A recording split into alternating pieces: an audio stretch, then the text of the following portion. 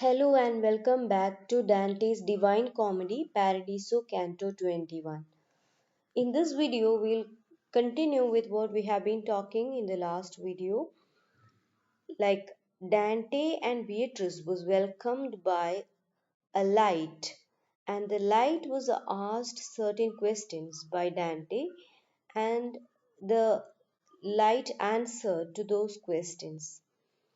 And when he asked why the light was chosen to welcome them to the heaven of contemplators or Saturn, the light answered that such questions cannot be answered by a mortal creation because we do not know much about God's ways or God's rules. And he also warns Dante that uh, he shouldn't venture into any such uh, task as to find out why God is doing something. Also, the light instructs him to inform this to the other human beings when he returns to Earth. And it tells Dante that uh, a person's mind which is foggy or uh, we not clear, which is not clear um, in the on the earth, that mind will shine in the heaven. But even such minds won't be able to find an answer for such complicated questions. So what happens is that when such an answer was given by the light, Dante decides to leave the question there. Such limit did its words prescribe to me, the question I relinquished. I left the question there and restricted myself to ask it humbly who it was. So he asked a simple question about the identity of the light or whose soul it was. Then the answer came from the particular light. Between two shores of Italy rise cliffs, and not far distant from thy native place, so high the thunders far below them sound, and form a ridge that Catria is named, neath which is consecrate a hermitage wont to be dedicated to worship only. So the light describes a place. It talks about the cliffs between two shores of Italy, and there the cliffs are actually situated not far away from Florence, which is a native place of Dante. And those cliffs are so high that the thunders far below them sound. Even the sound of thunder seems coming from down below the uh, cliffs. It's so they are so high, and they form a ridge, and that ridge is called Catria. It's a place there. And at the valley of this ridge is situated a particular monastery or a hermitage which is dedicated to worship alone. Thus unto me the third speech recommenced. So this is the third time the light is speaking to Dante. So the third speech began like this. It is actually describing the place in which it lived, or it is a monastery. And then continuing it said, therein unto God's service I became so steadfast, that feeding only on juice of olives, lightly I passed away the heats and frosts, contented in my thoughts contemplative. So, as we have seen, this is the contemplator's heaven, and this person was contented in contemplative thoughts or contented in thinking of himself and God, and he was so dedicated to worship, so immersed in worship that he fed himself only with juice of raw olives, and he was not bothered about the weather, whether it be summer or winter. He was steadfast in his service to God. So he was living in a monastery. This person was a religious person, it seems.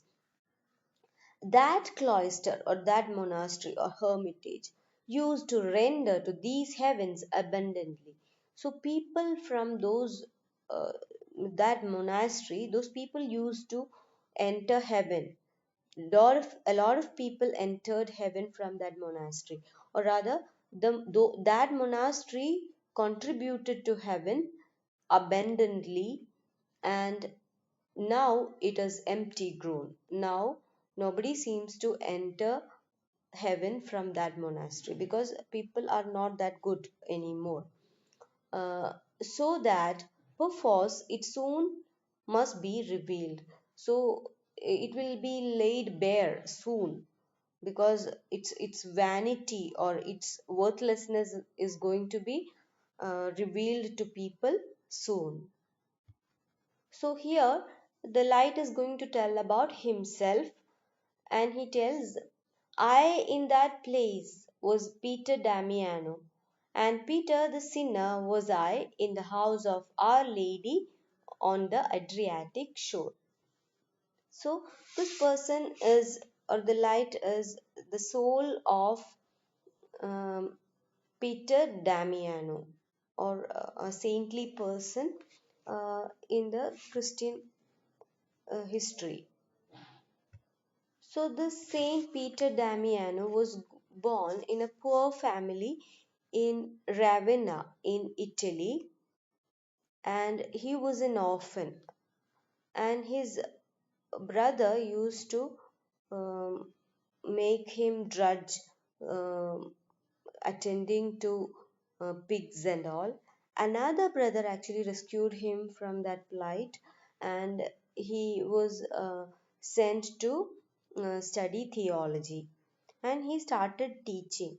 But even as a teacher, a religious teacher, he was so engrossed in spirituality that he used to uh, pray for a long time, and he was into fasting and all. And also, due to this ascetic bend of mind, he called himself Peter the sinner. So he thought that even as a normal human being, he was a sinner. So he was so engrossed in his spiritual bend of mind. And at this time, he chanced to meet two monks from a monastery called Fonte Avellana, which is we have already seen that particular monastery. So he chanced to meet these monks and decided to join their monastery.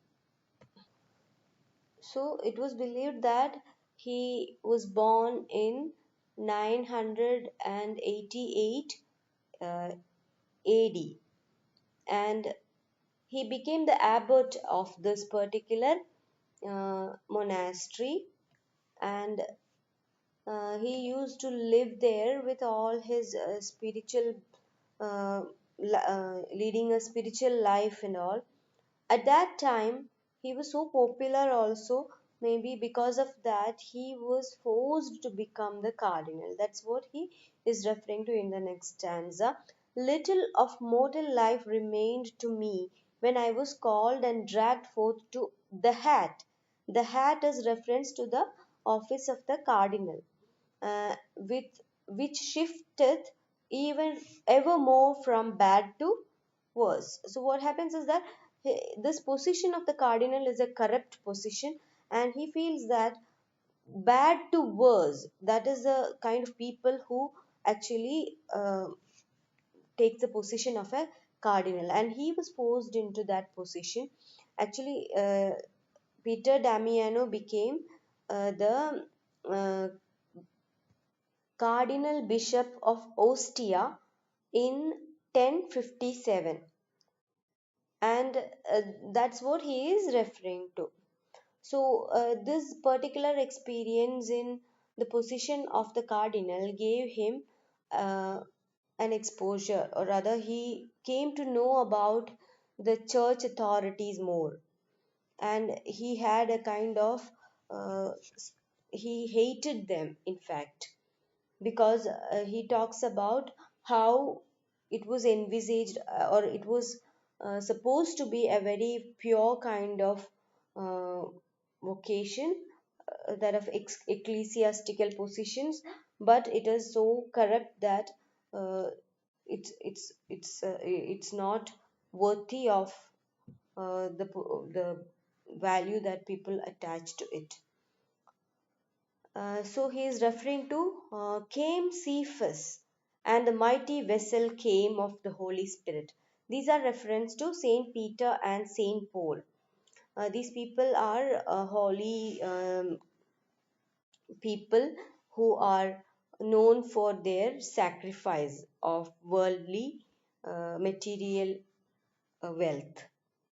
So they used to walk around with meager supplies. They did not have much to eat, they did not have much to wear, they were barefooted, they did not even have a shoe, uh, and they took their food from any hostelry. They did not even have their own food. They actually begged for food from somewhere and they got it. Uh, so this was the kind of people who actually established the Christian church. But now what happened is that it is so corrupt that people are only thinking about their uh, wealth and luxuries. Now he openly rebukes the modern shepherds or priests or people of the church because of the luxuries they actually resort to. Now we have a reference to this corrupt church in Canterbury Tales written by Chaucer. We know that he is almost of the same period, and we have from Milton's Lycidas, we have references to the corrupt church. So the corruption and luxuries of the church authorities was a common theme in many of the literary works. Now these people, now someone to support them on each side. Now people, they do not walk alone, they need a lot of people to walk with them. The modern shepherds need and some to lead them, so heavy are they, and hold their trains. So we have already seen that Peter Damian did not eat much, but we now see that the fat and corpulent uh, church authorities or monks or shepherds, those people, they cannot walk alone because of their weight. They cover up their palfreys with their cloaks. They wear long outer garments which cover themselves and their horses. And Dante says that it looks as if two beasts go underneath one skin. So the soul of Peter Damiano is speaking here, and Dante makes it an opportunity to criticize the church. Go underneath one skin. So one beast is the hose, another is the priest or the shepherd. So they too are considered to be beasts. They are no better than a beast, and they go under one skin or the cloak. Oh, patience that dost tolerate so much. So here you find that Peter Damian is crying out to God because God is, or oh, patience here is in capital letter, reference to the Holy Divine Spirit, God Himself. He calls God as patience, uh, or the ultimate patience, and God tolerates so much because so much of corruption is going on in the church. At this voice, so I many little flames from step to step descending and revolving. So at this, what he saw was that from that golden ladder that we have mentioned earlier, a lot of lights are coming down. They're descending the stairs and they started revolving. And at every revolution, they became brighter or fairer, and they came around this particular light. All the lights came and they stood around these Peter Damien's soul, and they uttered a cry so loud, and the sound was something unique. Such a sound he hasn't heard anywhere. As we have seen, everything in heaven we cannot interpret. As humans, mortals, we have our limitations. So that's what happens perhaps. He's not able to actually mm, uh, find out what exactly is that sound, and he could not make out what exactly it is, and uh, it was like a thunder. So the whole sound perhaps refers to the anger uh, Peter Damien has against the corrupt church. So that's all about Canto 21 of Paradiso. Hope you enjoyed learning Dante's Paradiso, Canto 21. Thank you for watching.